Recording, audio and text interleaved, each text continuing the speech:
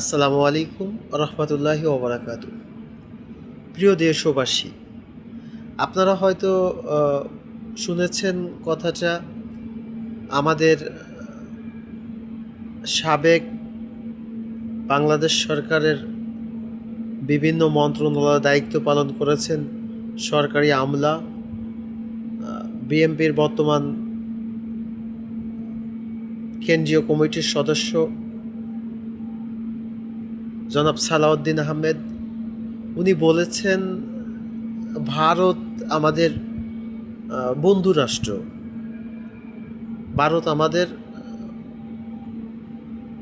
মানে অকৃত্রিমভাবে ভালোবাসে এবং পারস্পরিক সহযোগিতার ভিত্তিতে আমাদের বিভিন্ন কর্মকাণ্ড পরিচালনা করতে হয়। এখানে আমার কথা হচ্ছে, রাষ্ট্রতন্ত্রের ভিত্তিতে আপনি আপনার দেশের বিভিন্ন পরিবর্ধন করতে পারেন, এটা ঠিক আছে, কিন্তু অন্য রাষ্ট্র কখনো আপনার বন্ধু হতে পারে না। যতটুকু যা করবে শুধুমাত্র দেশের স্বার্থে করবে। আজকে দেখেন, ডক্টর মোহাম্মদ ইউনূস হয়তো আর দু একদিন পরে উনি বিদায় নেবেন। মন্ত্রিপরিষদ এবং মাননীয় এমপি মহোদয়ের শপথ বাক্য পাঠ করাবেন আমাদের মহামান্য রাষ্ট্রপতি। তারপর হয়তো 1 বা 2 দিনের কার্যদিবস শেষে উনি চলে যাবেন। কিন্তু যাওয়ার আগে, নির্বাচনের 2 বা 3 দিন আগে আপনারা দেখতে পাচ্ছেন যে আমেরিকার সাথে একটা চুক্তি হয়েছে, যে চুক্তিতে আপনি দেখতে পাচ্ছেন আমাদের প্রতিবেশী রাষ্ট্র একই তুলা আমদানি করতে তাদেরকে 15% ভ্যাট দিতে হচ্ছে, আর আমাদের খুব সীমিত 1 বা 2%। বছর শেষে হয়তো ওটা আপনার যদি কোনো কারণে বৃদ্ধি পায়, সেটা 5% পর্যন্ত বৃদ্ধি পাবে।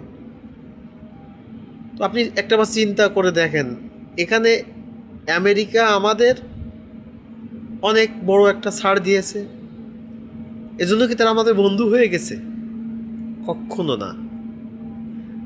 আমেরিকা আমাদের কাছ থেকে যে বস্ত্রগুলো, কাপড়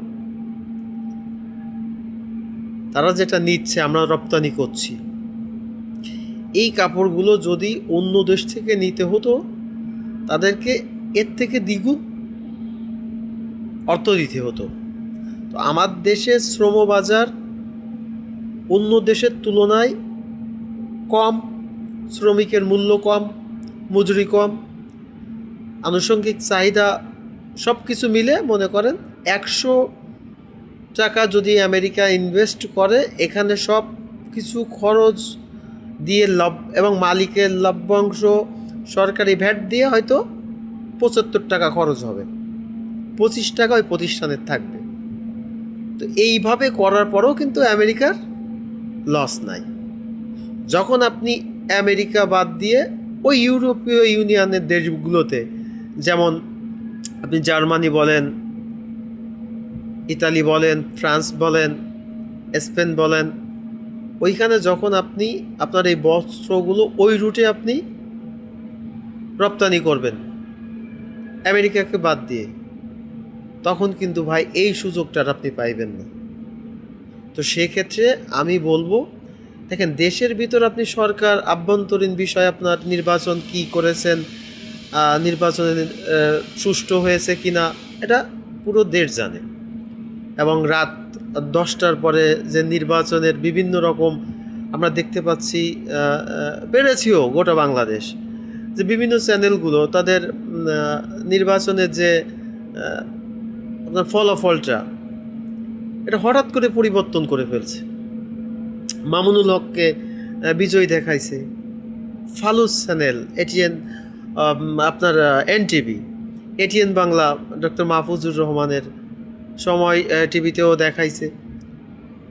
তার 2 ঘন্টা মানে রাত 8টার পরের থেকে 2 ঘন্টা আসতেছে না ফলাফল, দুই একটা কিন্তু রাত 10টার পরের থেকে এটা সম্পূর্ণ পরিবর্তন।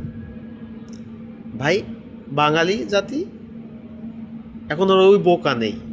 আপনি আভ্যন্তরীণ বিষয়ে রাষ্ট্র আহ, ইন্ডিয়ার সাথে বা অন্য রাষ্ট্রের সাথে কি এজেন্ট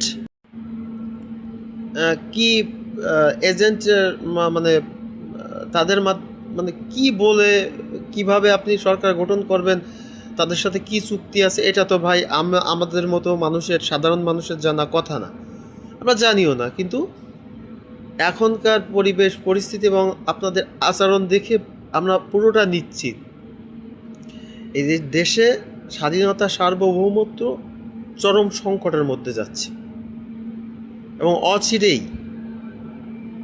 অচিরেই রাজনৈতিকভাবে শুধু না, এই দেশের আভ্যন্তরীণ যে বিষয়গুলো আছে এটা বড় ধরনের একটা সমস্যার মধ্যে পড়তে যাচ্ছে। তো আমরা দেশবাসী, বাঙালি জাতি, আমরা শান্ত, আমরা সবসময়ের জন্য চাই দেশটা ভালো থাকুক, আমরা সবাই মিলে মিশে একটা সুন্দর সমৃদ্ধশীল বাংলাদেশ গড়ি। এখানে যারা সরকার গঠন করবে তাদের থেকে মন্ত্রী হোক,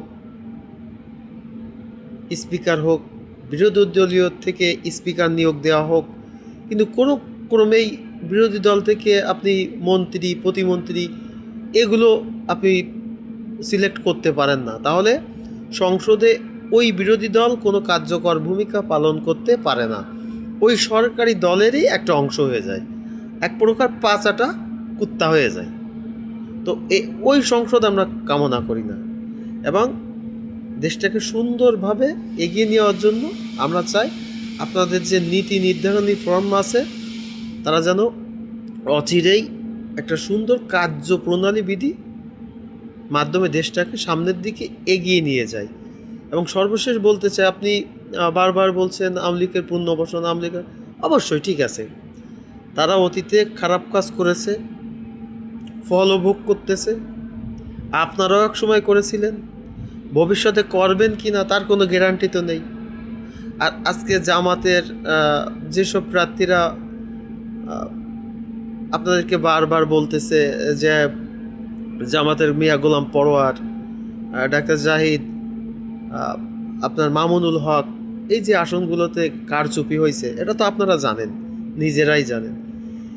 ইসি সচিব যখন ফলাফল ঘোষণা করছে তখন তার পাশ থেকে মামুনুল হকের যখন নামটা প্রকাশ করছে ওইখানে কারচুপির বিষয়টা উনি বলতে যে থমকে গেছেন।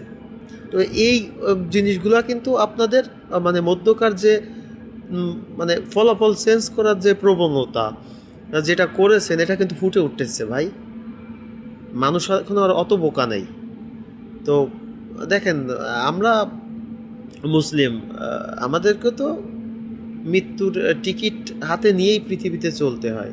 তো ওই দিক থেকে আমার কোনো ভয় নাই যে আমার উপর কি এরপর কি আসবে কি না, কত হুমকি ধামকি, মানে মেরে ফেলারি, এগুলো কোনো ফ্যাক্ট না ভাই। আমরা চাই দেশটা সুন্দরভাবে চলুক।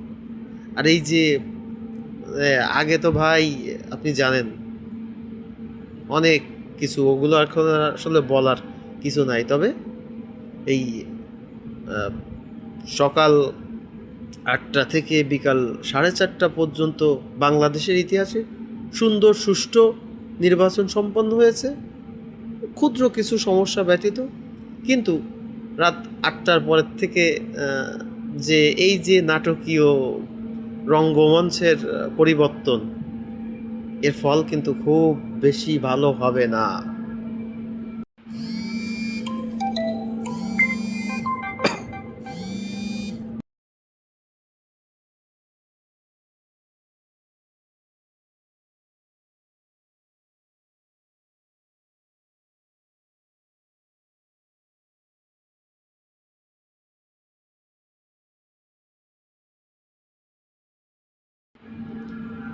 সর্বশেষ আশা করি আপনারা সঠিক সিদ্ধান্তের মাধ্যমে দেশটাকে এগিয়ে নিয়ে যান এটাই কামনা।